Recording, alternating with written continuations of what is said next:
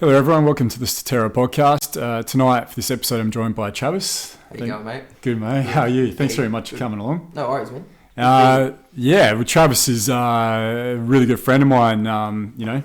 You're a brother really, aren't you? Yeah, So, many years. Many years, yeah. And you were really one of the first to sort of help me get into looking at life from different perspectives and different theologies, and Just a small part of it, I imagine. Not a major influence, but a small part. No, you were a pretty main part, yeah, I have to say, So whenever that was, like, it was only about 3 or 4 years ago now. Yeah. But it was sort of interesting. We went for a long period of time talking about footy and girls and music and all that, which we still do. Because it's still an important part of life. Yeah. You're not going to shun that as though it's nothing. Cause it's still, you're here to enjoy life, eh? Exactly. If you get enjoyment from footy and music and girls, if that's the case, then more power to you. Exactly, and there's nothing wrong with that at all. And it just changed a little bit about 3 or 4 years ago, where I think I was searching for something, and you had already been along those lines of looking at different theologies and different esoteric subjects. I think it was a trip down to Dunsborough. We had a trip down to Dunsborough, and the entire time in the car, I was telling you about an experience I'd had, and it took the whole trip, didn't it? The whole trip down to Dunsborough. And that, to me, that if you say there's a moment where, bang, it was like it was a closer connection between you and I as well. Yeah, definitely. That was it. It was just full open, and then you and I, our friendship just grew from there, and we've had some amazing experiences since then. Yeah, definitely. Yeah, and obviously that what your experience was, coming from you. I mean, I've always been very open-minded about different subjects, but never really looked too much into them. But your story, you don't mind mentioning what it was? No, that's fine. Travis had was in a severe car crash, near-death experience, and the experience you had was quite incredible, but coming from you, like I'd heard other near-death experiences, but you always sort of have to take it with a grain of salt. Yeah. But because it was coming from you, with no bullshit, I was like, there must be something to it. And it's real. It's not like you're reading it on the internet, or hearing some story, because anything you read, you got to take it with a grain of salt, because you don't know if it's just a fabricated story to push an agenda or what. But exactly. When it's someone and that's what interaction between human beings is so important. This could take us down so many wormholes. We can talk about communicating on the internet, and how that is just, and it's not as real as talking to someone face to face, Exactly right. And that could take us down many avenues for this podcast too. But thankfully, Travis, you brought a good bottle of wine with us tonight. So I'm going to keep it simple. We'll see how we go with that, and enjoy the wine and enjoy the conversation.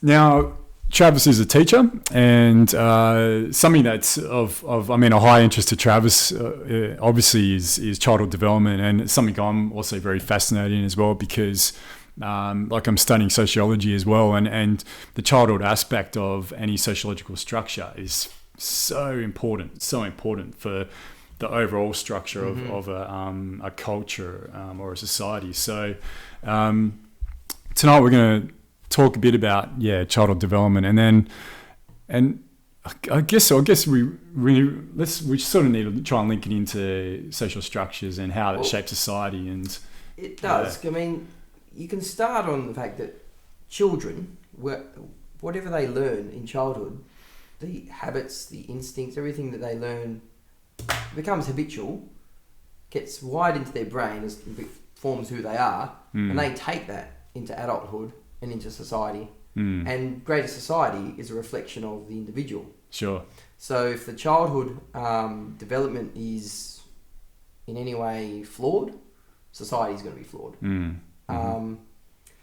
Working with children, I actually get a lot of chance to reflect on this, and I reflect on it all the time, and my interactions with children, and I see the way they develop, and I work very hard to get to know how they think, and what I can do, all I can do is try to plant seeds in there. When I see how they think and what they're thinking, you can put a seed in there and it's kind of, if their pathways are being directed and formed one certain way, if I put just a seed or something, it can just steer those neural pathways in a different direction. Sure. And that's why I think it's so important to have good role models around you when you're a child, good teachers, good parenting, and all that. And I think that a lot of that is where society is lacking at the moment.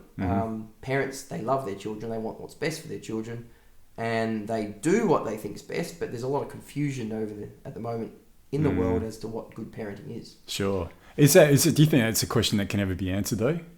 I think it can. I think we're just a long way from getting there. I mean, I've seen some very encouraging articles recently, actually over the last couple of weeks. A couple of doctors or professors out of Perth, I think it was, reporting that poor parenting is leaving us with children who have no resilience, don't know how to take no for an answer, and they're just very, very weak children at the moment, and they're not going to be able to cope when they become adults because of poor parenting. This was an article I read. I can't remember. I didn't write this guy's name down, but it was very interesting, and it's very encouraging to see, okay, this guy's putting awareness out there about this. Something may, get done. So he's actually studied it and done case studies in it. Yeah. So what he's looking for and the benefit of these studies and the outcome, I guess he's trying to achieve is then, okay, if we know what happens when parenting goes wrong, let's put it in, let's quantify it and show it. Then let's look at a setup where, okay, this is how we can then improve it, and this is how we can go about becoming better parents and what needs to be done. Yeah. Exactly. Yeah. I think I'd hope that's possible too. Something I was talking to a friend about last night though is the human species is it's so diverse. Different behavioural patterns. Like you look at a gorilla. What do you call like a chimp or something? Yeah, but what do you call the tribes that they're in? It's not even a tribe. What do they call groups? Primates. Yeah. Well, like you got a group of gorillas. Oh, like a flock or something. Yeah, whatever they're called. Yeah. So you have like the silverback, and then you have the female gorilla, and they've all got pretty much the same behavioural patterns, each one. But human beings are very, very different to that, and especially children. Yeah. I think biologically we have those same patterns deep within us, but because we've got what a lot of most species don't have, we got this human mind that just goes on and on and on. It's infinite. Free will as well. Free will. So we do behave in patterns, but the patterns get more and more complex. And it does come down to what experiences we've had as a child. Sure. If a child goes through some sort of trauma, that could be, violence, it could be sexual abuse, it could be any sort of abuse, then that is so powerful and that sticks with them and that changes all the neural wiring. And if that's not dealt with, and it's very hard for a child to deal with that and process it, even for an adult to go through that trauma, it's very difficult for us to process that. But, I would like to think as an aware adult, I would think I've got the mental strength to get through anything. Sure. All right, but you understand it's going to take time. Whereas a child who's in development goes through some sort of a trauma. Yeah. It's going to take time, but during that time while they're developing, everything's getting stuck in place. If you get a child, for instance, there's a child in my class. He's been through a trauma. I can use him as an example. No names, of course. And I watch his behaviour now, and I watch him. He's 10 years old, and he's starting to get interested in girls. And he pushes himself onto girls. Okay. And just recently, he's been touching girls' butts.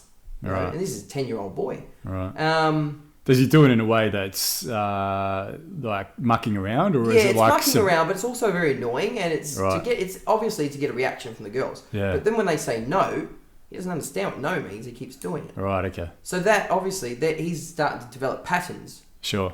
When he grows up, I'd hate to think what he's going to do when a girl says no as an adult. Yeah, yeah. And these are things that we can identify, we can see unfolding, but when we say society needs some structures in place, like this researcher I was mentioned earlier, we don't have any structures in place to prevent this from happening. All we've got is to let it happen, then deal with the consequences. Yeah, right. And that's all we've got. And we can see this is going to happen. So there's only one way, I guess, for you to really be able to deal with it at the moment is for you yourself to be able to like you were talking about earlier, sort of like plant seeds in his mind and just steer him in another direction. But do you feel that there needs to be something more like something external where if you see patterns developing within a child that you can say, I mean, I know there are like agencies, places, but then the problem with that again is that's you don't know if a teacher's discretion is always accurate. You know how they view the situation, how they perceive it. Yeah, that's right, and that's why. I mean, obviously, it's the scientific method. Everything has to be quantified. Everything has to have evidence backing it. And what evidence have we got? We've got my word based on my experience, and the other teacher's words based on their experience. That's all we've got. So, but as a teacher, you have to learn to distance yourself emotionally from that. All you can do is identify. No one's going to listen. There's nothing out there. But you can try to make the child self-aware. Like this same particular child, he always pushes boundaries because he through his traumatic experience that's happened to him, he's had his power ripped away as a human being. His power's been ripped away, and he's always trying to find more power. Like and obviously the first place he gets that is over the other children, over other adults, and he's always looking for more power. Sure. Inside, he's a nice kid. Yeah. He is not aware of any of his patterns. Yeah. So I try to. The only thing I can do with him is work very hard with him to try and make him aware of his patterns. Like at lunchtime, for instance, he came up to me. Everyone else is eating lunch on the grass. He's come up to me.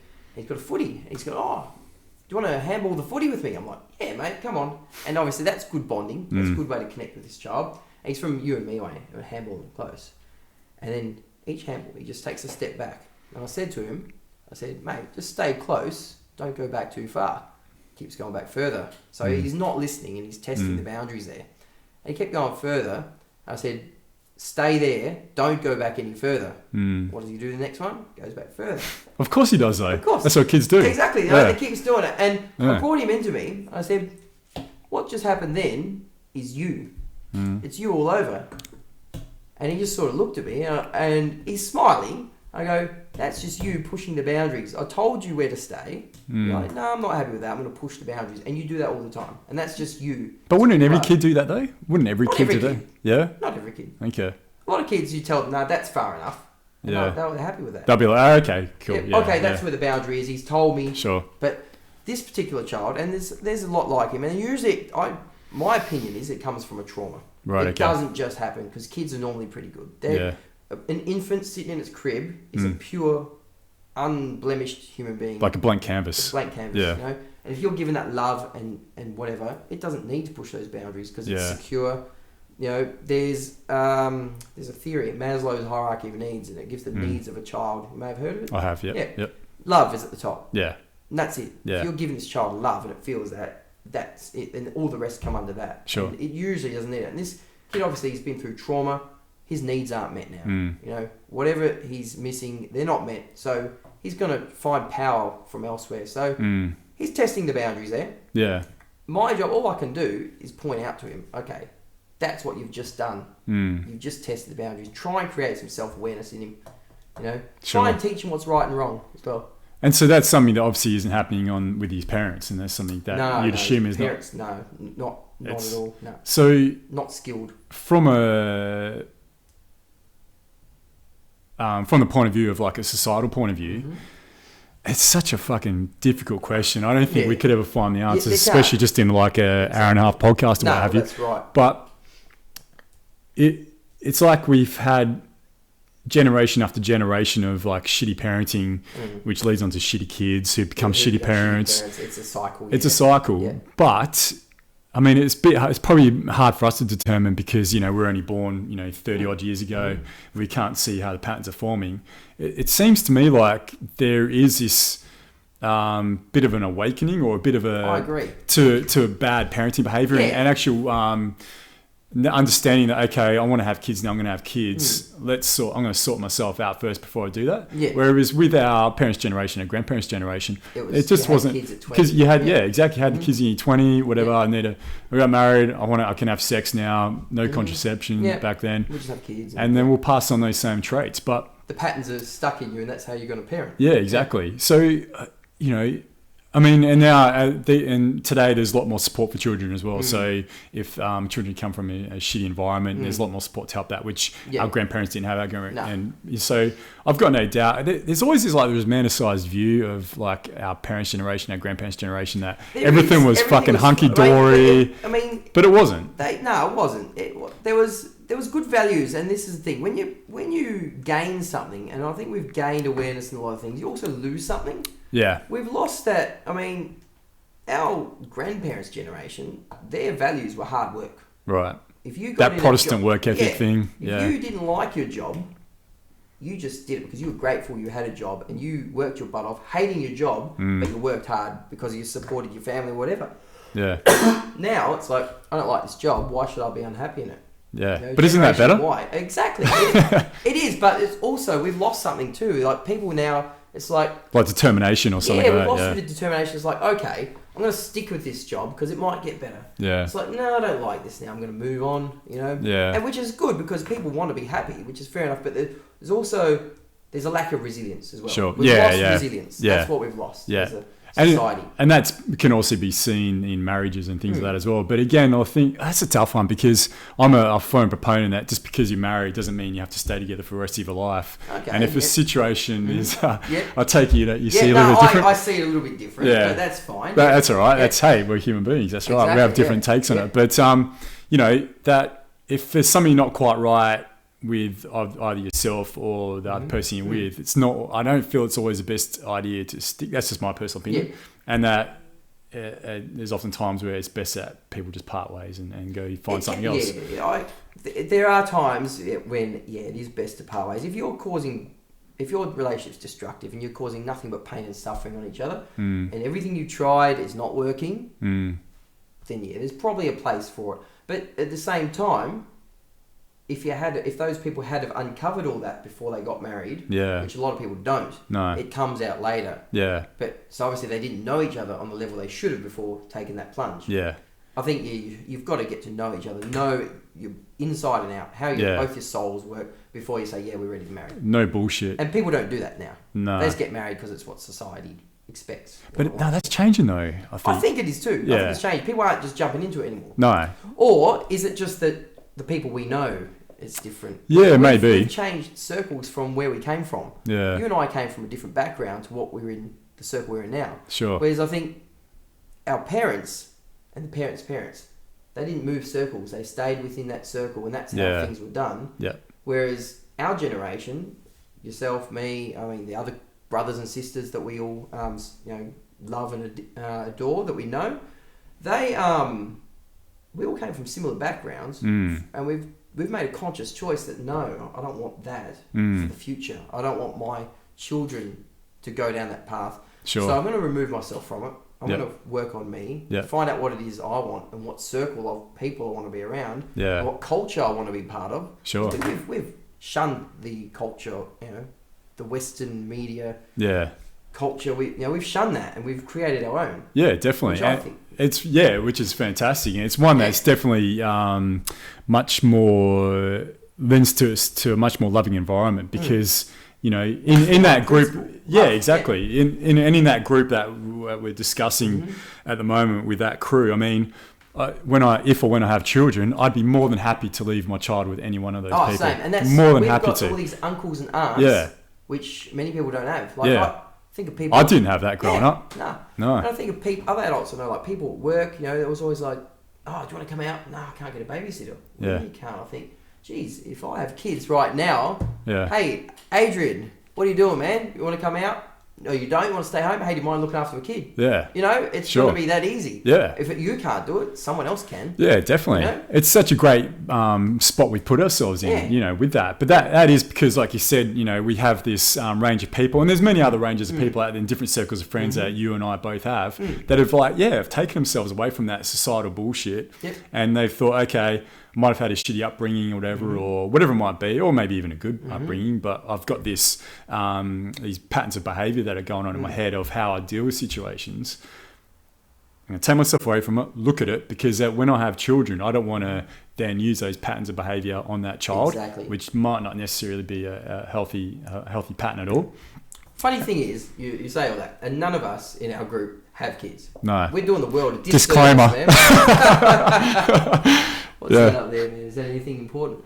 No, it's all right. Yeah. Yeah. Yeah, and that's the thing, like we've got all these, and you know what? We've got all these great theories. I do know that when you have kids, everything changes, just from friends that I have. But the friends that I have who have kids are they're onto it. They're aware.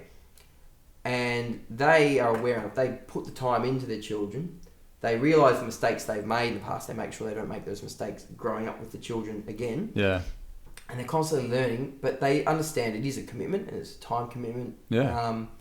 And the good friends of mine that have kids are the right people to have kids because they've done such a good job with them. Yeah, and definitely. I mean, I don't know all of your friends that do have kids, but I'm assuming then they've got to a point where they've got to maturity level and perhaps sorted most of that shit out. Late 20s and that. Yeah. Not at 18. No. Yeah. And we do have perhaps you'll watch this, I'm not too sure, but we do have a very good friend that we don't really see that much anymore who had a couple of kids, and it's turned into a bit of a situation now where it's quite a broken family, and I think it's from both of their perspectives. They were quite young, had children quite young, and hadn't really done the work on themselves that they needed to before they had children, and it's ended up, it sort of really just amplifies things. Really, I think when you have children, any crap insecurities, insecurities, it's just going to amplify. It's going to come out. But there's a whole fucking thing. Again, I guess I think it's changing now too. But there's always that whole thing of.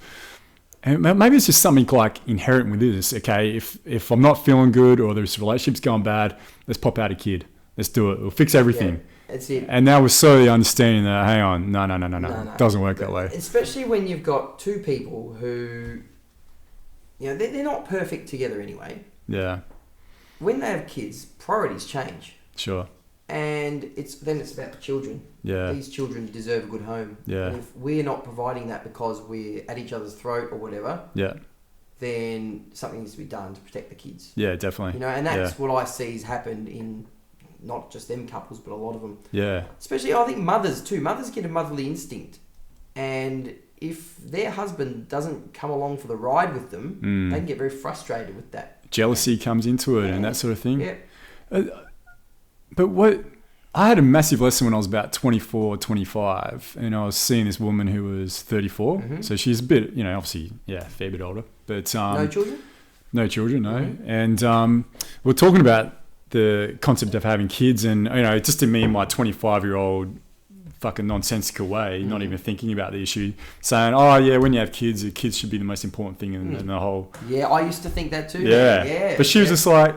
Adrian, no, your partner should still be the most important thing. It's that idea, and I've said this ad nauseum, but it works for the marriage as well, or the partnership you're in. You need to put the gas mask on yourself before you go try and help anyone else. Yeah. If you're not giving support and love and fulfillment towards your partner, then there's no possible way you can be effective parents for those children. No. You can't. There are lots of good theories I've read about that, and just based on everything I've learnt, is you and your partner are number one. That's you. Before the child came in your life, it was just you and your partner.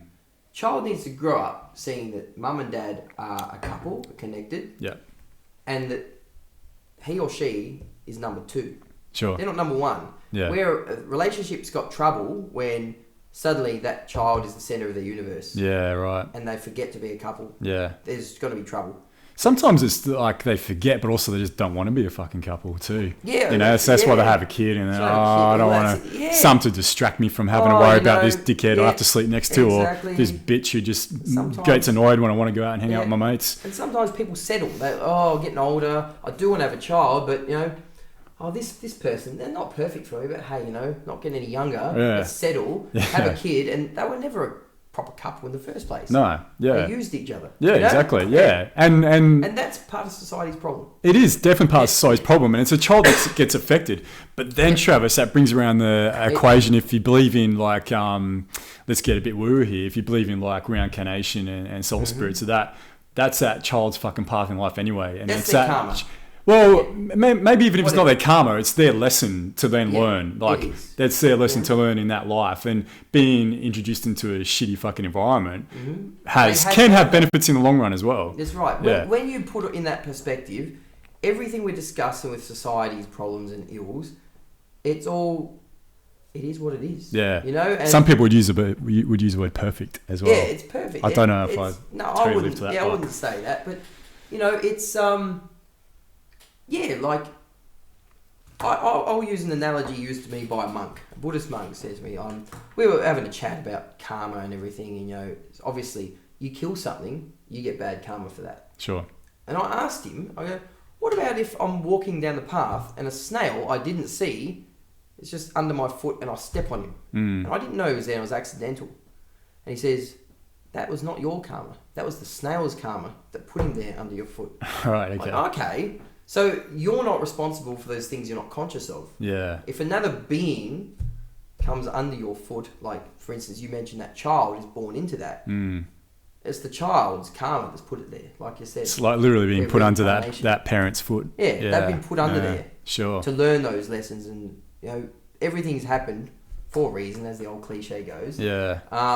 And yeah, obviously those parents, you know, while we sit here and say they shouldn't have hooked up, there was obviously something unconscious within their makeup, whatever genetic patterns they had, that they needed to be together. They needed to learn something from each other. They needed to do this, you know.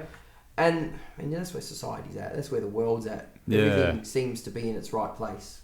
So maybe, Travis, then, if we ever did get a full understanding somehow of that esoteric idea that, you know, we are souls reincarnated and we get to choose, would it even all matter? Would we even worry? Would we even worry about having like childhood services and, you know, we just thought maybe it was like, oh, okay, no, like we're trying to control a life really by, you know, giving all these facilities and abilities and teaching and learning for this child. But maybe that's just how the fuck it works. It's how it is. But then again, you've got to look at it from another point of view. That okay, what I feel like I was put to do is to, you know, be a teacher and teach these kids plant seeds. My karma's taken me there, and something's got me to a place where I'm aware of what it is and what, you know, I should be doing. I could choose not to. Yeah. But I'm going with gut feel now that's pointing me in that direction, says, yeah, do this because it's meant to. Sure. You know, if I deny that, my karma's going to be manifest in other ways. And then there's going to be a ripple effect through society or whatever. So I think we've still got to do what we can. We've got to engage with the system. The system's shit. It's a shit system, and the society has got so much suffering, but we have to engage with it. We can't turn our backs on it because there's still sentient beings who are suffering in that system. Sure. And we make the choice as, you know, loving beings of light, or if that's what we are, to engage with it. We could turn our back if we wanted. Yeah, but then that's taken away from the point then as well, isn't it? But I mean, happiness comes from giving, doesn't it? It does, definitely does it. Yeah, I mean, the best way to find happiness is from giving and giving of yourself. That's a valuable little lesson to everyone out there. Spare me for one moment, Charlton. This is just in case. Yeah. Oh, there we go. So yeah, leading on to that, like the idea. I finished reading the book Sex at Dawn by Dr. Christopher Ryan. Yeah, mentioned that. Yeah, which was, you know, there's a lot of people, whoever's watching this may have heard of it. It's a book. It's based around the ideas of how human beings evolved and the social structures that we come from, especially dealing around polygamy versus monogamy. And he looks at the polygamous notion of a society, but it's done with an anthropological context, and a vast majority of the book is really about family dynamics, not so much about sex. It's mainly about, the book's really based on family dynamics and also childhood. Now, one of the great things that he brought up was the fact that back in and a lot of Indigenous societies still have that. When a child is born, they don't just have a nuclear family of just one mum or one dad. Yeah. It's basically the whole tribe will take care. And there's that. I think I mentioned in the last podcast too. There's Dunbar's rule. I can't think. He was like an economist or maybe he was an anthropologist or something. But he developed this rule that for a society to work in a perfectly succinct and synchronistic manner, the best amount is to have like between 80 and 120 people in any given trial. That's your critical mass. And then any more than that, things start fucking up. I agree. And we live in a society that, where we live in quite large cities, etc. And I think it's changing now. Like we spoke about, we have friends who we love dearly, and we'd love to share our childhood. We're all scattered throughout this hive city, but we do have this circle, which is still, we were talking earlier, some are scattered on the other side of the world. Yeah, exactly. But they're part of this circle. Yeah. Part of this little thing, and it's probably about 100 to 200 people. There is, definitely. And it's something that's developing more and more. But when we grew up, I mean, depending on where you sort of family ties you had around you, but I come from a small family. I didn't have many aunts and uncles. We didn't have anyone. No. We didn't have anyone else. A few mum and dad's friends. And, that was about it. But there was never this community feel that that was always prevalent in Indigenous societies, and is still there in a lot of different societies. So what's your take on modern day and contemporary family structures, is looking at the basis of nuclear families and its role? What's your take on that? I think the nuclear family still has a place. But I do think you need that support, like you said about tribes, old tribal, like Indigenous people of Australia, Aboriginal people. There was obviously mum and dad, but all the men and the women took as much of an active role in raising that child. That child was not just left to mum and dad. Yeah. You can't expect two people to be perfect parents and have all the wisdom. Sure. That's why you have a group. Yeah. And you bounce ideas off each other. So, if mum does something which is a bit of a mistake, the other women get around her and say, oh, look, maybe try this next time.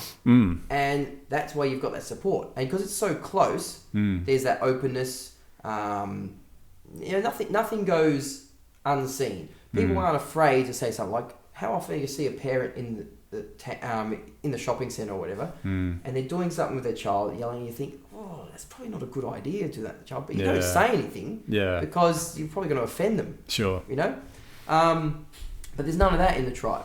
That leads on to what we were saying with the boys. I did a lot of research on boys during my university, and the boys are missing out on an integral part of growing up to be a man, and that's initiation. They had initiation ceremonies in all tribes around the world, not just Aboriginals, but Africa, Native Americans. And they still do. I'm going to give you this book to take away. That initiations were another big part of that as well, about the book, And the importance of initiations. Exactly. They're so important. There's a lot of research done on this as well, and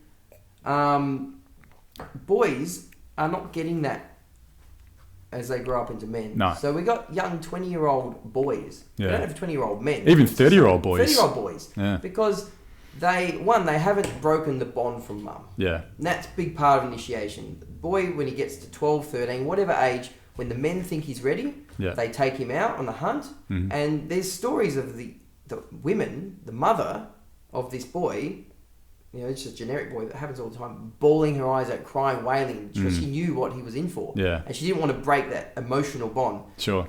Mothers have, attachment to their boys. Yeah, it's biological. That motherly, it's almost smothering, but that's what is needed as the boy grows up. Yeah. And if that is not broken, the boy is never going to grow up and be a man. Sure, He's always going to be able to, it's like mum will fix this, and I can go and do burnouts in my car and be a yobbo and be an idiot. And mum will fix it. He's always got that security blanket over his head. In the tribes, the men took him away, punched a tooth out, did whatever, chucked a spear in his leg. They put his hand in ant's nest or whatever. Exactly. Took him out hunting, made him feel pain, and then you know what? You have to deal with that. Yeah. You have to bring yourself out of this, mate, because you're a man now. Sure. And you now have responsibilities to the tribe, to the women. Yeah. You're responsible. Yeah. So you're not just this little run around and kick a footy and be a little clown and be an idiot and get in trouble. You can't do that anymore. No. Because you're not a boy. Now you're a man. And that's be a man. And that's something that's not just shown for the benefit of the group that he's in, but also for the benefit of that boy himself. That boy himself, To have that tangible feeling. I was like, fuck, I got through that. Yeah, Mate, I fucking did that. Climbed up Machu Picchu, man. How good did it feel at the top, man? Yeah, it felt awesome. It's like, yeah, we bloody did this. Yeah, and it's such a feeling of satisfaction and accomplishment, which a lot of we're talking from a boy's point of view. It's hard for us, I guess, to talk from a female point of view. Maybe we can look at that. Unique. It is unique to boys. It is unique to boys. It's something we definitely need. Secret men's business here, I think. So sure. But for that boy to be able to then know that, okay, next time I've got a situation in my life, it's going to be shitty, because it will be. Like there's going to be shitty things come in life. I know I've dealt with something that's worse before, and I'm going to be able to deal with it again. Yep. A lot of men turn to water when the going gets tough. Exactly. They do. It comes back to that word resilience. Resilient. These exactly. boys aren't resilient. No.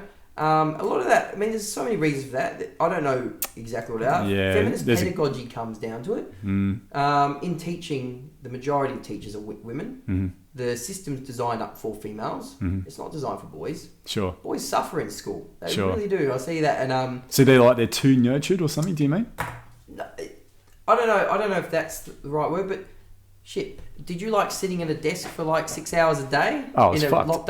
Is that what you mean? As far as the those period in your life? And it's ridiculous. That's not how you get through to boys. No. That's not how you teach boys. No. Boys love sport. Boys love competition. Yeah. They've taken competition out of sport. You don't lock up a kid who's like between 6 and fucking 16 and put him in a classroom for 6 or 7 hours a day. Try and teach him crap. how to think. Yeah. You can't do that. It doesn't work that way. Some boys it works for. Yeah. A lot of them it doesn't. And then we wonder why we get this rebellion, this bad behaviour, and then boys, they make up their own initiation rites when they become 18 and out of school, I have to go and hang out with my mates and get on the piss and go out to clubs and, exactly right. Fuck women and do burnouts in my ute and because there's no other release, but then it's definitely something that happens, isn't it? When you get to like 13, 14, you start getting into alcohol and our initiation is about how far we can push ourselves with alcohol. Yeah, exactly. How many cones we can smoke before we pass out. It's we need to do it. Man. It is self-destructive because we're using substances that are self-destructive. Like if we had it's a release. It's a release. I've got this big thing that I think I'll probably have a son one day. I don't know. I've got a feeling, but I'd much rather my son and my daughter, for that matter, to come to me and say, "Dad, I want to do mushrooms," or "I want to go do." Ayahuasca is a big thing for me. I would much rather my child go out and do mushrooms and learn what it's for, and learn it and do it properly, exactly, and not go out and get hammered. Not that I've got anything to go out and get hammered, and if you want to do that, all well and good, but not when you're like a 13, 14-year-old child. 14, shit. If they say you're like, I'm interested in these, look, we'll take you out camping, we'll get some djembes, we'll get a few of the lads around. Get fire going. Initiation ceremony there, man. You're talking about all the blokes. Yeah. Get on the mushrooms, have a jam, have a good time. Yeah. And maybe punch his tooth out or something. Sure. Give him a tattoo. Yeah. But you know what? That would be it. Just welcome to the world of manhood. Yeah. Give them a bit different perspective on reality as well. Is a big thing to do. Yeah. Then he's going to have respect for substances. Yeah. It's not just about going and getting high and being an idiot. Sure. It's like these things have actually got a purpose. Yeah. And if we use them right, we're not going to become slaves to them. We're not going to become addicted. We're not going to become a retard. Yeah. But that's the only thing we have in this current society is alcohol and generally marijuana as well, and then it can lead on to other drugs. But for a teenage boy, the only way you can really test yourself, we can do it through sport as well. So I think sport's important as well. To test yourself. Test yourself physically. Driving fast. Yeah, driving fast, things like that. But mentally, it's like it's these harmful. It's so fucking backward. Like the most harmful substances that we have, that they're the only ones that are available to kids generally. Even though you still have to be 18 to get a hold of them. Mm-hmm. It doesn't stop any 14-year-old kid from getting a lot of alcohol. So it really needs to be switched around from initiate some. Because it's like this self-initiation of alcohol and drugs to like structures put in place for these kids to help. Okay, you're 14, 15-year-old now. Let's go do this. We'll go out fucking camping for 3 days. Mm-hmm. We're going to test you out. We're going to put you to your limits. There's a fucking market in that, man. Well, there's that mankind. We can do. Yeah. There's a mankind project we talked a little bit earlier about today. That's more for adult men who haven't had the ability to do anything like that. So you do that as an adult. like you'd have to have so much patience and so much understanding to do it for kids. I reckon I think would so, be a tough thing to do. Definitely. Well, I did it's funny, I did a camping trip. 16 boys we took on. 2 of them play AFL now. Okay. One for Gold Coast, one for GWS. We took them out on this. It was a trek. These were boys who they had potential to do something with their lives, but they were teenage. They were caught in the. They could have gone down there. They could have gone up there. Right. So this was an intervention. It's like a fork in the road. Yep. We took them on this camp. 16 of these boys in year 8, a few years ago. Just haven't seen it done since. It was really awesome. We took them out on the Bibbulmun track. We walked 74 Ks in 4.5 days. Nice. How old were the kids? These kids were about 13. Okay. We gave them rations at the start of the trip. Mm-hmm. And we said, this is the food you've got for the entire week. Now, these kids had no skills in anything. They were just like, they were from a rougher part of town. They were, with the shitty parents and, not all of them, but, some of them, they had shit parents and they just didn't have any skills. They were just little floaters, they were followers. Some were potential leaders, but they just were misguided. Sure. We brought them out on this trip, gave them their rations, said, this is what you're surviving on. Don't eat it all at once. By day 2, all their food was gone. I said, right, we're not getting any more food from us. We made them suffer. We made them walk all this distance, and they were suffering the whole time. And the whole time, I was loving it. I'm just saying, they're complaining, they're whinging the whole time. I'm saying, just think positive. Just walk. You can't escape it. Yeah. Just walk, focus on the nature around you. Sure. And think positive, mate. Yeah. Because you can't change this situation. Yeah. They're just whinging, as they do at that age. By about day 3, I think one of the boys came up to me and goes, you know what? You're right. When I sit here and focus on just walking and don't think about the pain, time goes quicker and it's gone. You actually think positive. So there's a big breakthrough for that kid right there. Yeah. And a few others had things like this, and then they all complained at the end of the camp, oh, that camp sucked. If I'd known this camp was going to be like this, I wouldn't have done it. Months and months later, these boys would see me out in the yard at school and they'd be like, oh, how good was that camp? That was so good. We should do that again, Because they learned something about themselves. They've had time to reflect and they've learned. And, one of the kids, he was a bit overweight. By the end of that camp, because he didn't have much food, he lost the weight and he never put it back on. Oh, really? Good he stuff. He went on and did something with himself, became involved in drama and loved acting, These kids went on and did something. Like I said, 2 are playing AFL now. Right. And it quite possibly, if it wasn't for that experience, these kids could have been going off in any direction. Exactly. Yeah.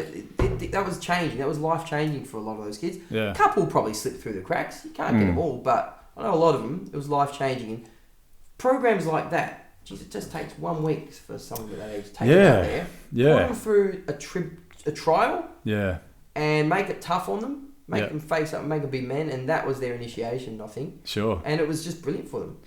And it is brilliant.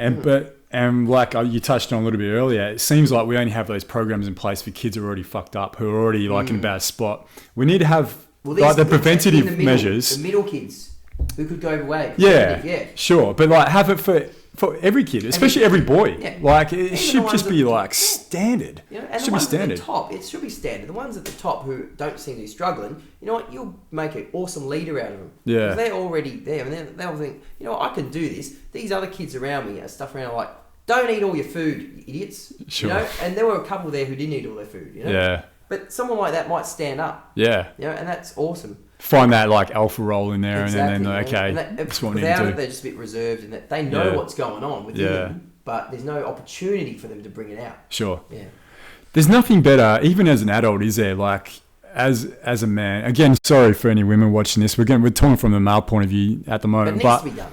It needs to be done. But for a man to be out in the middle of nature, just nothing with it. No, you don't have the comfort of a roof, walls. It must be understood that that's important. It's so important, and there's definitely a fear aspect that can come into it, like at the very beginning when you first start doing that. Mm-hmm. But then when you become more in tune with what's that environment and what's going on around you, it's the most beautiful thing. It really is. It's such a fantastic space to be involved in. Yeah. But we're so detached from that grittiness to the earth and that bond to the earth, and we're putting this comfort all the time. We're always comfort. We've got these couches, and we don't build resistance through putting ourselves into any type of rawness. No.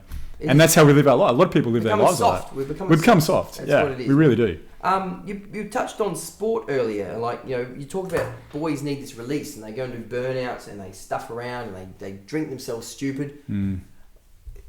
Sport, that's where I believe sport's very important. And I know a lot of people might disagree, a lot of people misunderstand. I hear lots of women, especially spiritual women, God bless them, love them, they cane sport. They're like, I don't see the point in this sport, it's all men being out, And I think people like Brenda Favola have given it a bad name. He carries on and this idiot, he makes it look really bad. But then there's guys like Chris Judd. James Hurd, he's been in the media for bad reasons now, but this guy is a guy with character and he's a champion.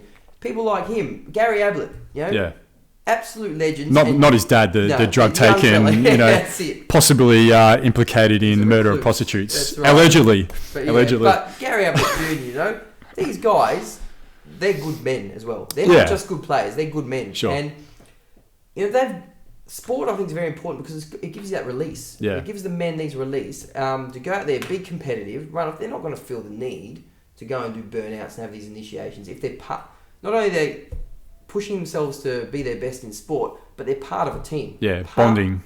Part of something. Everyone wants a sense of belonging. That's another bloody need that human beings have. A sense of belonging. And if you're part of a team, you're part of that. You're part of something. And you're part of something that's striving to achieve something. And for boys, and there's a lot of girls as well who crave that, and it's awesome. I love girls who love sport. But men, that's a need. Men need that. And the importance of sport in their lives and competition can't be underestimated. And feminist pedagogy in teaching, it's all feminist, has taken competition out of anything. In junior leagues in footy now, they don't even score anymore. They just play the game. Yeah, that's ridiculous. It's ridiculous. You ask the children, and they're pissed off at that. Yeah. Like, we want to play to win. Who is it? Who are these adults pushing their values onto us? Yeah. Let us play. And because of their bullshit, because of their adults' bullshit. Yeah. This is taking away their resilience. Yeah. Kids need to learn how to lose. Exactly right. So they learn how to win. Because there are times in your life where you will lose. You're not going to win everything. No. We're Rackman in Cotton Wool. Yeah. It's been said a million times, but not only that, sport also, there's a spiritual side to sport. And we know that, mental focus on sport, and boys are passionate about sport. You get them focused on sport, they can focus in a classroom better. Sure. Because they're loving it. Brett Kirk. What did we talk about Brett Kirk? Brett Kirk. We love Brett Kirk. We love him, man. Absolute champion. I'll put the link up for that video. There is that link. Yeah. Ados has put it up. It's had like 3,000 views now. I know, it's amazing. Amazing, He is onto it. If you don't know who Brett Kirk is, he was a footy player, captain of Sydney Swans, champion, won 2 premierships or just the one? One. Won the one. 2 grand finals. He brought love to footy. He brought meditation. He was Buddhist. Yoga, and he got the guys in the club connected on this level, which just took them places. And created a culture. He created a culture in in Sydney Swans. And look where Sydney are playing now. They're on top of the ladder. And have been one of the best teams for a long period of time. Because he brought another side to footy. Yeah. And now you look at Fremantle. Fremantle are suddenly climbing up the ladder. They've got Ross Lyon as coach. But I think people aren't looking at the other side, who their spiritual, mental health and well-being coach is. Yeah. It's Brett Kirk. Yeah. Ross Lyon always fell short of winning the premiership with St Kilda. He got so close and fell short. I think Freo destined for big things. Sure. The missing link there with Brett Kirk's there now. Ross Lyon's game plan, and he's got the mental side going on. Well, Ross Lyon's a great tactician, and he's great from the rational point of view with football, but you can tell he's definitely very left-brained. He's scientific. Yeah. But whereas Brett Kirk's got that opposite. Intuition. Yeah. So, you're right. It's definitely... And his perspective, not just on sport but life, is something that should really be tantamount to everyone's sort of beliefs and philosophies. But, when it comes to sport especially, I think, any child who would be lucky enough to have someone like him as their coach or a role model, very, very fortunate, very fortunate person. And that's what we really need is more men like Brett Kirk in those realms, like working with kids and working with, I find you very similar to that, Travis. Like you've got that ability to look away from the rational point of view and look at it from more of an understanding and loving perspective as well, which I think a lot of teachers don't. They're very rational and very rational. Yeah, I think so. Rational, or they're the opposite, and they can be emotional. Right. I think Brett Kirk is the classic example of what a man should be. Yeah, and definitely. there's a saying, Steve Biddulph coined this phrase: "Soft as water, hard as a rock." Okay. You know, he was hard as on the footy Who's field. Steve? Steve who's Steve Biddulph is a psychologist, leading researcher into manhood. Okay. He wrote a book. He wrote a couple of books. His famous ones are Raising Boys. Okay. And Manhood. Right. He's just one of the leading researchers into this. Okay. Very, very highly recommended. Let's check him out. But yeah, I mean, that was a great thing about Brett Kirk is like he come from a space of love and compassion, but he was like when he came down to it, he was like if not the hardest footballer in AFL for a long period of time. Yeah. And you were talking about James. We're going to talk a bit about footy now. Yeah. Why not? But we're talking about James Hurd as well a bit before. He was often maligned for being, like, especially when he was younger, a pretty boy, you know, and he was a good guy and all that. But people underestimated his courage. He was like had phenomenal courage. Would throw himself at the ball, like, you know, and he copped some injuries. Yep. You know, but the reason he was able to play like that, and the reason why Brett Kirk was able to play like that, who else is there? I'm trying to think of. Yeah, it wasn't it just their mental state of mind? It was their not their lifestyle, but the way they viewed life. It was their philosophy. It's their values. Yeah. Sure. And I think it's not necessarily something they were maybe even raised by. I mean, they probably were, I guess, but then as they got older, that evolved into other things, and Brett Kirk got into Buddhism and spirituality, and you know, Paul Roos as well, you know. But we have gone down full circle again, and it comes to a lot of parenting, you know. If you're instilled with good values, you're going to take those. Yeah. You know? Definitely. You're going to carry them for your life. Sure. I wanted to talk about right and wrong. Sure. Because this is a subject that gets so much, I think, confusion out there, especially with young parents today. A lot of new age people also. There's this philosophy. Actually, I'll ask, what do you think of right and wrong? The concept of right and wrong. What do you think of it? I couldn't even give you an answer, Charles. It's something, and I've had many discussions with many people for years over this. Wouldn't even bother that. A lot of new age people will say there is no right and wrong. It's all relative. Blah blah blah. You know, and all this. It's all meant to be, and it's you know, I call bullshit on that. I don't know. Yeah, I know that's.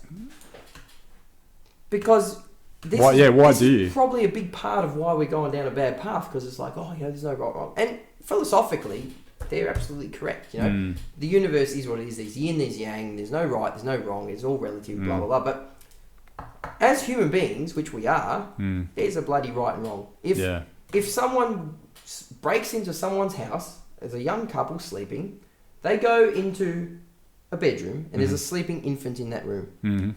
They take that infant. They hack it up into a million pieces and feed it to the dog in front of the parents. How are you going to tell me that's not wrong? You know? Sure. How is someone going to say, no, that's not wrong. That's just that guy's karma. He had to go and do that. Yeah. You know? This is where we get lost. It definitely is, mate. Yeah, like it's taking responsibility for our actions. Take responsibility, you know? He might have had that desire within him to do that, you know? And having that desire in him, let's say that's not wrong, okay?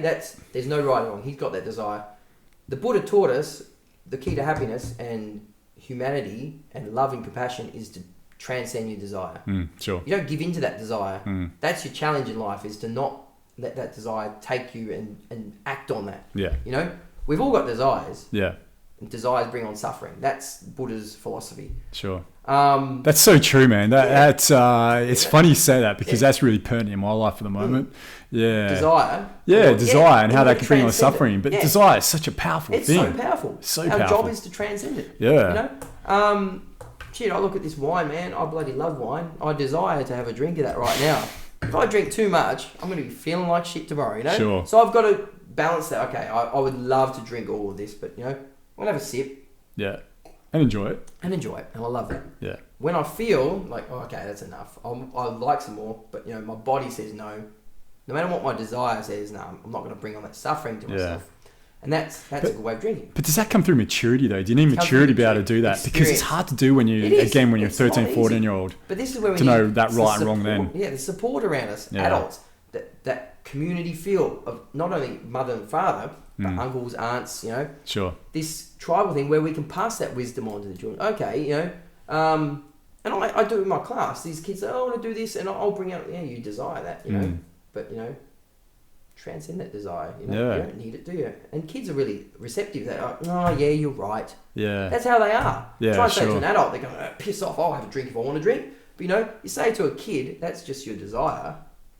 You don't really need that, do you? But can I play devil's advocate here? There's the other side of the coin too, where the human experience and enjoying the human experience and participating in all points of the human experience. So having that glass of wine or whatever, or doing that line of coke or whatever it might be. Experience it, man. Experience it. Experience the suffering, and that's fine. But then realise that is suffering. I hadn't experienced it before. Now I have. Do I want it again? You know what? I might go and do that again, and then forget, because I've had a few drinks, and forget, oh, that's right, it brings suffering. Then the next morning, like, oh, that's right, I remember. It's how many times when you're younger, you say, oh, I'm never drinking again. Because in that moment when you're hungover, you think, shit, this is so dumb. Why did I do this? And it takes a few lessons. You forget. It does. It takes a few times, and fair enough. But there are other points in life that occur, and other situations occur where you know it's wrong, but you don't necessarily feel any negative advantage from it. Like, I'm trying to think of an example. Like sleeping with your best mate's girlfriend. Yeah, I know. You know what I mean? You can do that and enjoy the sex, and if you're that way inclined, you don't even think of the consequences. That's right, I know. Then it's you don't feel like hurting anyone. You can continue to do that. Yeah, and you'll never learn. This isn't wrong. Yeah. If she's got free will, she'd have to do it. Yeah, and I've got free will. I'm doing it. And that's the argument people will throw, and they'll throw that. And I think, okay, good point, but you consciously went and brought suffering on that other human being, because obviously by you sleeping with that woman who was with this guy, you brought suffering to that guy. So you consciously brought suffering to another human being. Sure, even if he's not consciously aware of it. Yeah, exactly. Yeah. So is that right or is that wrong? That's where the moral dilemma lies. And I think we have to teach children what is right and what is wrong. Sure. Because they don't just know on their own.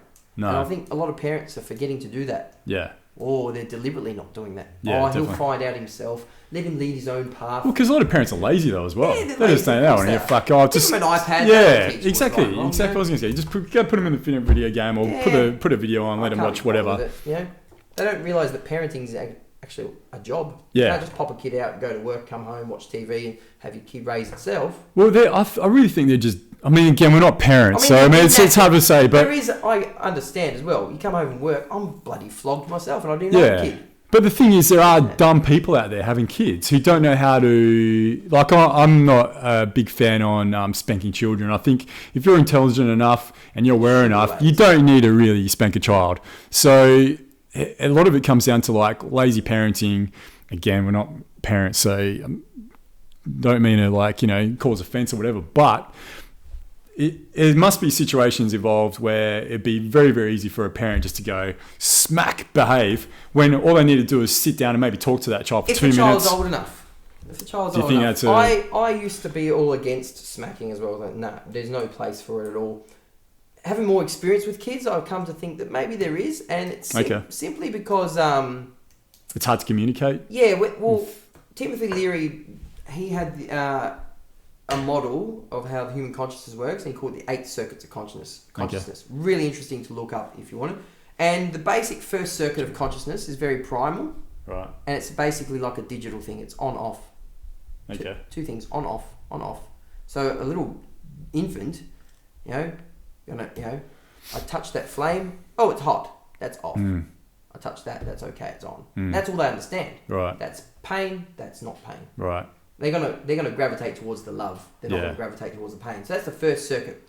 And then with each circuit, it gets more advanced and more complex. And infants only have that on-off, that digital sort of way of consciousness, if that's what you could call it.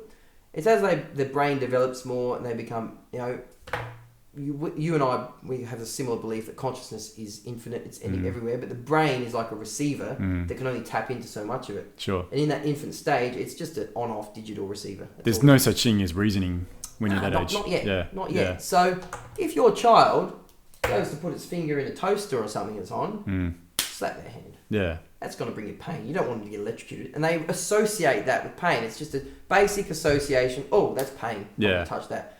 Shit. A friend of mine, he's got a young daughter. She's 2. And he was cooking on the stove and she went to go and touch the flame. He's like, oh, don't touch that. It's hot. And she's like, what? He goes, don't touch it, it's hot. He didn't stop her. She went to put her hand on the flame. Ow! He goes, yeah, see, I told you. You're not going to touch that again, are you? Sure. Great way of learning. Yeah. Let them, if you want to let your child experience things, let them experience that. Well, that's that whole cotton wool thing, isn't it? Yeah. Like not having them in cotton wool. And yeah, we definitely need to. Going back again around to something we were talking about a bit earlier, I really like the idea now. There's this organisation in WA called Nature Play WA, and a lot of schools, you might know more than I do about this, but not just schools, but playground areas, they're starting to get away, like get rid of that fucking ridiculous rubber matting and all that sort of shit. They're getting rid of that and starting to make the playgrounds more organic. Like old school ones. Like old school ones. So the kids do graze their knees and they do when they fall off, they're oh shit, that hurt. And it's... I'm so happy. You got no idea. Man, that's awesome. I remember one of my playground injuries when I was probably about 7 on this big double wooden plank swing thing. I fell off, and there was those little metal hooks where you put your feet on, like those foot pegs. I went down there, and this foot peg, the full swing, smashed me in the jaw. Big hole in my chin, bleeding everywhere. I lived. Sure. The pain lasts, 5 minutes and you're bawling your eyes out. And then you're like, you shake it off and you live, mate. Yeah. And next time if something happens to you, you'll be like, I felt this before. Yeah. That's all right. I'll be okay now. I'm not going to stuff around on that swing again, am I? You can't just let kids, or stop kids from experiencing that. They have to get hurt. Resilience, again. I think resilience is a definitely theme for this podcast when it comes to childhood. Definitely. I'd like to move on. One subject I really like to talk about, and we spoke a bit about before with this video we're talking about pornography. Porn. What do you think? Porn. Okay, it's out there. It's definitely a massive part of our culture. If you want to look at the simple right and wrong, okay, there's more wrongs with it than there are rights. I can give my own experience. I think when I was in my early 20s, I looked at a lot of porn, as most young men do. Nothing graphic or major. That stuff didn't do anything for me. It was more the softcore stuff, like your Picture magazine, your People, Ralph. Ralph's not porn, but you got your girls in there. And I found personally, not knowing at the time, I was objectifying women. In my own mind, women were just a sexual object. Sure. They were like a thing. They were a thing. Yeah. Because that's what it did to me. As I got older and started to wake up to that, I became more self-aware of the effect it was having on me. I thought, this is obviously, you get your church and your Christians and we preach, don't look at porn, it's the devil, rah, rah, rah. But that's as far as they go into it. There's no actual understanding behind it. It's like, what they're saying, they're saying is probably right, but they're not giving me enough evidence to say I'm not going to do that. And that's where they fall down. But I reflected on it a lot and thought, you know what? Not only because I'm objectifying women as this, this thing of beauty and sexual gratification, when I would go out to meet women, I had no confidence talking to them because they were up here as this thing to me instead of just being human. So obviously, as I got older, I don't know if porn's the only reason for that though. I think it's probably the media, TV, and there's a lot of different reasons for that. But porn, I think, is a massive culprit in it. And then I stopped looking at it, and when I stopped, suddenly women were human again, and I could just talk to them like I'm talking to you. It's just, and then you don't have that bullshit. And I think women sense that. They've got a good sixth sense and intuition, and they know when a guy's being genuine with them or after definitely. something else. They know. And then women would talk to me, and it was just normal, like talking to a person. I think that there's a lot of dangers with porn. And when you come to the hardcore shit and a lot of other stuff, it leads to other things. I can't consciously look at porn now because I look at a human being in it. I think this woman's probably got a mum and a dad who would be disappointed in her if they saw her doing this. Sure. Or she probably has been kidnapped, like in bloody Eastern European countries. Yeah. They're not there on their own free will. They're bloody drugged and kidnapped and told to do this shit. Yeah. A lot of them. I think about that. So I look at the human now and I'm like, I can't do it. I can't consciously feel right about looking at it anymore, which is, do you think it's probably a good thing because I'm getting married. So that's, sure. Good, yeah. Do you think there's a place for like a certain type of pornography though in our society? Like, think there looking is. from the point of view that Like- humans are very, as we are, we're voyeuristic animals. Yeah, exactly. Not just men, but also women are voyeuristic Transcend as well. desire comes out. Maybe. Yeah, I mean, that Yeah, does too. yeah. But, that brings about the whole issue of whether we're monogamous or polygamous as a notion. Like, are we always destined just to look at the one other body and that's the only thing we can have sexual desire for? No man is ever going to look at a naked girl and go, oh, yuck. Yeah. You I know? shouldn't look. I can't. Yeah, it's never going to happen. It's interesting. It's a work of art. Yeah, like, it's like, beauty. It's beauty. Yeah. And your See, eyes want to see it. But if you... Well, yeah, we do, but You that's the appreciate context it. that's Yeah. put on that. That That's sometimes, like, especially in this Elizabethan Victorian society that we've Yeah. come from, that looking at another naked body Yeah. is, we're getting a little bit off track here. We'll Yeah. bring it back around again, but like that's somehow sinful, or that's somehow, that you shouldn't be doing that. But that's not the case at all. You know We've what? got the wrong attachment We do. to, That's it. wrong It's our attachment and relationship to sex and nudity. Yep. We've got the total wrong. See, sometimes I don't really think it's. There's a lot.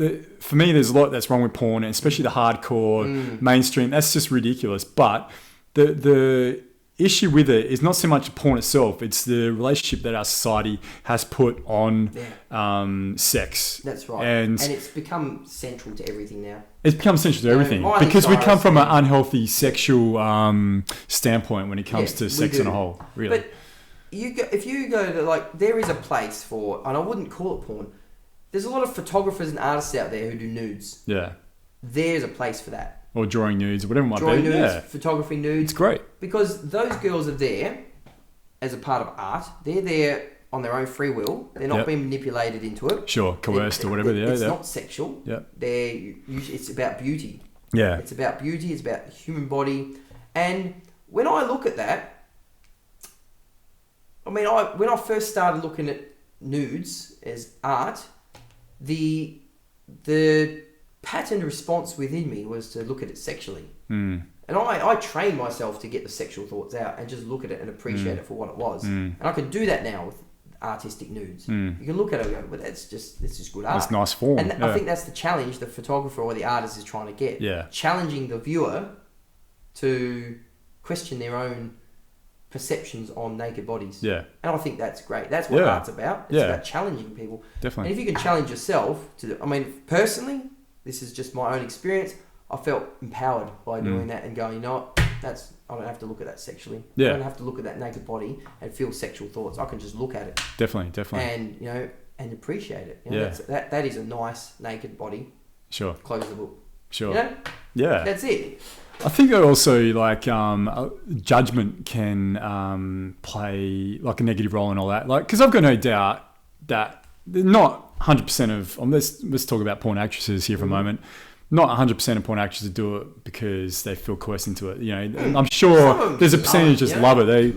They get off on doing it, and they love doing it in front of a camera with strangers, and so that's fine. Like if I do, or couples, for example, there's a lot of like homemade pornography where couples just they fucking get off on just filming it and they want everyone to see it. And I really don't think there's anything wrong with that type of porn. Some amateurs love it. Yeah, if they want to do that, sexual gratification. exactly. We're all different. As some people like vanilla sex where it's just like Sunday afternoon and that's all they do. To the schedule. Exactly. Man on top, Keep your socks on. Yeah. But then that's fine. I mean, that's a great thing about us as a human species. But so then, Travis, how do we differentiate between those people that want to fulfill sexual desires by doing it in a manner where they videotape themselves and put it out there on the internet?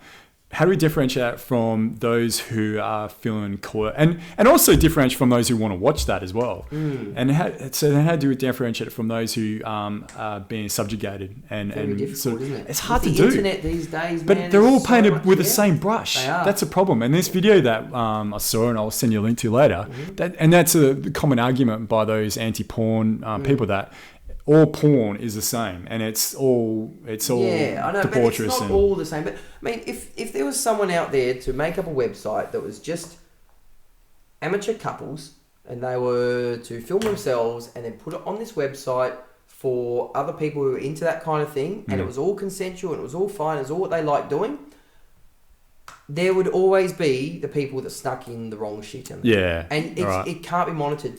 That's when, it raises more questions. It's like, okay, if that's the couple's desire, if that's what they desire, then should they be trying to transcend that desire? Is that something they should not be engaging with?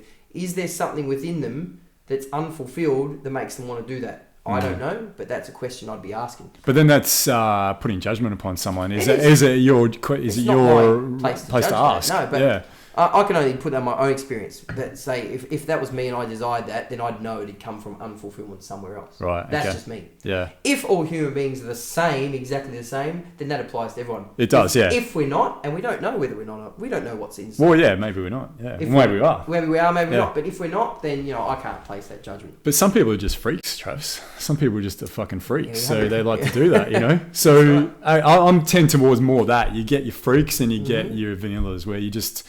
No, it just doesn't apply to sex. That applies to all facets of life. But it's easily corruptible. That's the thing. The porn industry, even if it went to the status of there's no subjugation of women, it was just all people doing it if they want to do. There's always going to be that corruptive element. We have that as far as our human species, don't we? No matter what it is, government, law, corruption, drugs. Corruption is like such a bad. To corruption, Even places where you think they've been done, like, religion, there's corruption everywhere in there. They're supposed to be preaching good values, good morals and everything, but there's people in there that corrupt it. Because we're fucking human beings. Exactly, we're flawed. We put ourselves on a pedestal, I think, sometimes. We really do. It's an interesting one because we are quite unique creatures, we've got an ability to understand our own divinity and our ability to question our role in this whole universe. And we do fancy ourselves, I think. But absolutely, man. But we are just fucking monkeys as well. We are, really. We're monkeys. I mean, you think of the grand scheme of things, like when you think of how small we are to the entire universe and what's beyond our universe that we don't even know. Yeah. Shit, we know fuck all. Nah, we really don't. We don't know shit. No. We profess that we do. I think of things like, ayahuasca, when I did that, and as with your experiences, you learn so much, but you also learn how much you don't know too. Oh, big time. The more you learn, the more you realise you don't know shit. Yeah. And it's like, wow. And it humbles you because you're like, okay, I thought I knew shit, but you know what? What I knew is this much. So I'm just going to bloody take a back seat and just observe and just let life come to me because I could do my head in over it. Yeah. Our human mind, and this is a Christian philosophy, and I agree with it. Our human mind is not capable of understanding everything that's out there. No, it's not. Yeah. And that's one of my favorite. It's probably my favorite Terence McKenna quote. Is it's not our human beings' role to understand the universe. It's merely our role to appreciate it. Cool. And that's I like fucking spot on because we have got no cognitive ability whatsoever to understand this universe. No. I don't even think science will ever get there. No, I really don't. It will get close, but always be like where we're at with the Big Bang. Like we'll never ever get right up to that point in time where the Big Bang occurred. We'll never will. We'll get like milliseconds within it. And that goes to that also stands to reason for our understanding of the universe as well. We'll never understand it. No. So just appreciate it. Yeah, just exactly. Appreciate it for the magnificent fucking beautiful thing it is. Exactly that. Spot on. Good words there. So that's interesting. I never really realised sort of Christianity looked at it from that point of view as well. Christianity's got my partner's Catholic, so since being with her I've learned a lot more about it and I've let go of so many judgments. I had so much judgments of Catholicism and that because, I was like everyone else, that they've done so much atrocities over the years that they don't know what the hell they're talking about. They're a selfish religion. They're just hoarding money and knowledge and wisdom and they're not sharing it. But there's a lot of method to their madness, I would say.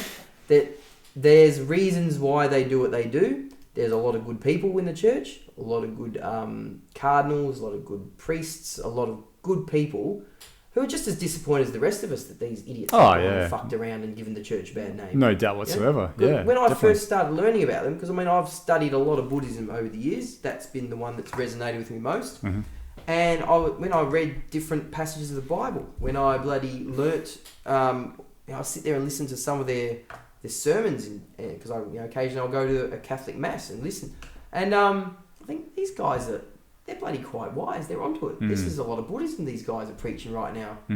Take away the word Jesus, take away the word my Lord, take away the word God, replace it with whatever you do, whatever viewpoint that you take, and it's all the same. Yeah, definitely. It is. It's all the same. Yeah. It's really just comes down to one message. And that message was started off maybe 2,000, 3,000 years ago, and it's evolved in different forms, in different types of religions as well. But somewhere along the line, Travis, human beings get involved, and they fuck it up. Really big time. And absolutely, man. It's about those of us who really want to seek out that meaning, understanding, we just got to do it ourselves, I think. Yes. Gather information as best we can from other sources. I mean, that's very, very important. So look at Buddhism, look at Catholicism, look at Islam, look at Judaism. Look at it all, man. Look at it all. Don't ever set yourself to one structure. Psychedelics, I think, are very important as well, because that also allows you to work internally and externally as well. And then come up with what resonates with you. Really. Exactly, yeah. And it might be a bit of everything. It might be one of more or one of this. Of everything. Yeah. Exactly. Yeah. But and I think that's a great thing about where we're at as a society now. That's evolving as well. Like people don't grow up indoctrinated into just one religion as much as they used to. It's much more broader, where kids have the ability to look. They get a bit older and they like we did. You got me into Buddhism a lot too a few years ago. I don't really look into it too much now. But it was that period in time where I learned a lot out of studying Buddhism for a good 18 months, and then I look at more the spiritual aspect of things, and I read more, I've read the Bible parts of it as well. And, we have that ability to do that now, where perhaps especially our grandparents' generation didn't have that ability, I think where we're at right now on that is we're in a bit of a dangerous place in that people are afraid of religion. People don't want anything to do with it, and when they do that, they're actually shutting off their own spirituality, because they're associated with religion with spirituality. Yeah, they are. And I mean, schools can't teach scripture a lot of the time anymore. Some do, but they can't do it. Tony Abbott wanted to bring in a chaplaincy program. He's actually got it through, as far as I know, but had come up with so much resistance for it because it's religious. It's got a religious but wasn't he? But no, the thing with them wasn't they wanted to take money away from non-chaplaincy student services, counselling, and only have it put it towards chaplaincy. I have no idea. That was high school, but they wanted to have student psychologists and things like that. But they weren't going to give any more money to that. They're only going to put money towards you had to have a chaplaincy. Okay. That was the only area that kids had to go. That was the uproar about that, okay. which I can understand. I can understand, but I think the uproar was very.